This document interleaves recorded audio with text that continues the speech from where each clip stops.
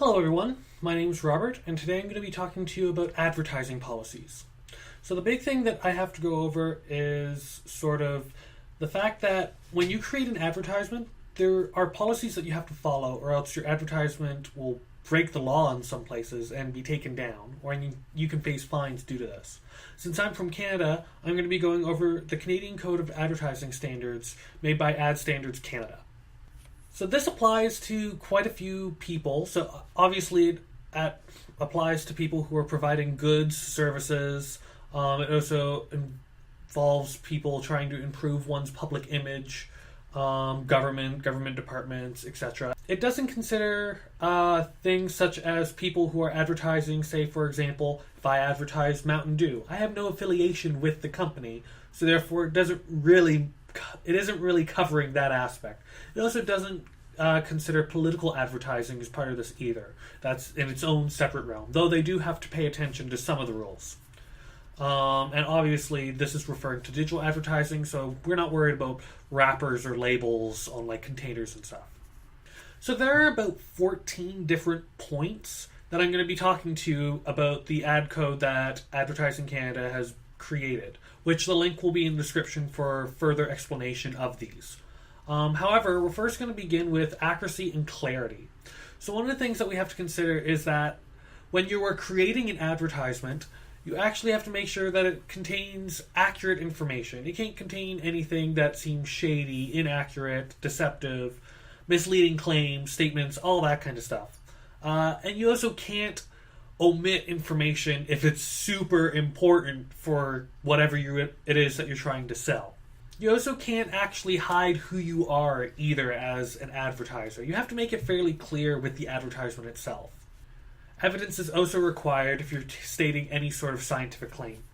The second point is no disguised advertising techniques. So if you're going to be creating an advertisement for your company or your product or anything like that, you have to make sure that it is accurate. You aren't sneaking it in any way. You have to be clear who you are, and you have to be clear what it is that you're trying to sell.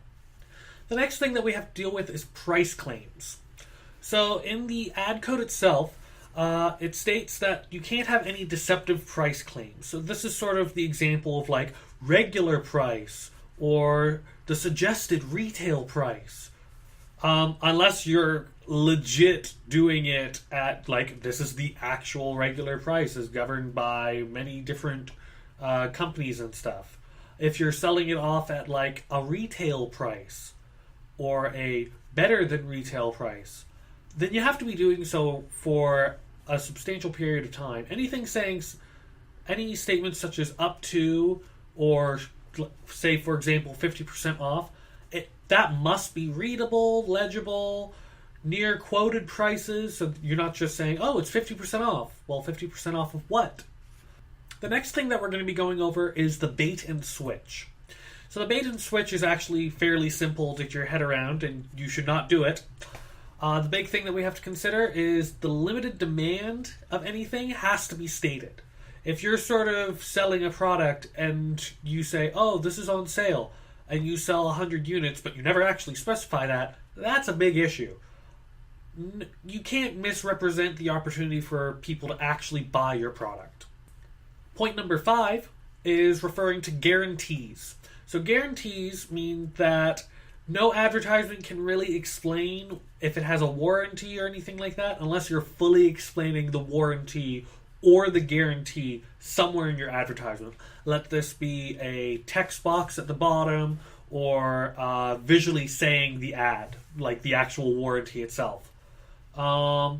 If you actually are going to do that, you also have to provide a link to where you could find out further information on that matter. So if you're selling a product that's actually going to be competing with another similarly made product, let's use the analogy of bathroom cleaners, you have to make sure that when you're creating your advertisement, you're not actually attacking the other possible competition. Because any sort of competition made in such a manner is actually not allowed. You also have to make sure that you don't over-exaggerate your competition either. It's all friends in advertising. So if you're going to be having a testimonial or any person saying anything about your product, you have to make sure that A, they actually have used your product, and B, that it's an actual person and not someone who you hired to do such a thing. If found out, or if you ever do it, then you'll be facing quite a fine.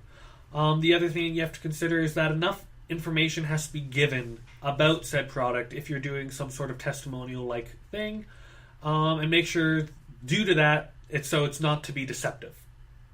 If any scientific claims are going to be used within your advertisement, there must be some sort of reasonable background or location that you can actually find the scientific research done at, lest it be linked in your advertisement somehow, or easily found.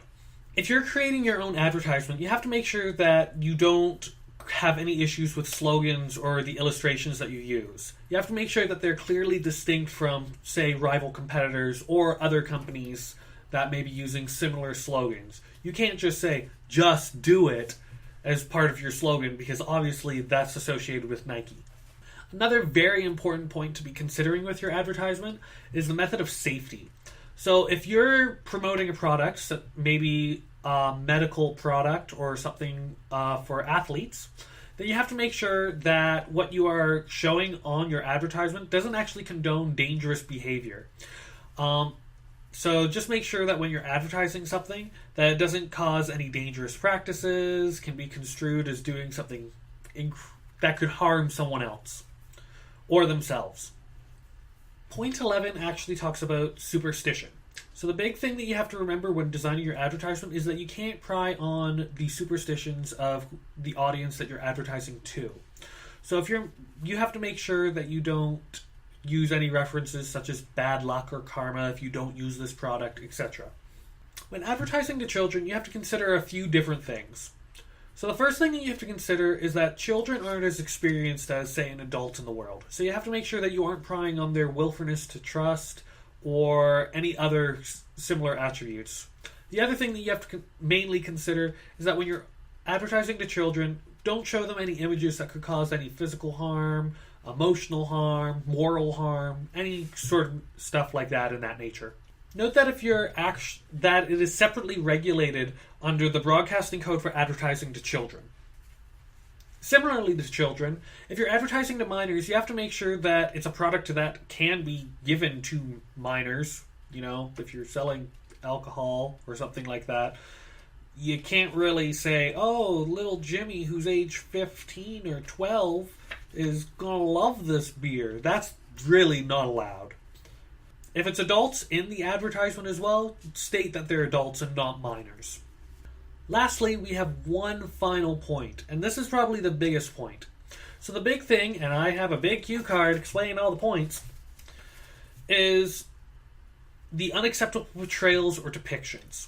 So this is to cover that your ad should not be racist, sexist, misogynistic, can't include anything about discrimination against nationality, religion, gender identity, sex, sexual orientation, age, disability. It can't also as well incite bullying, violence, anything of that nature either.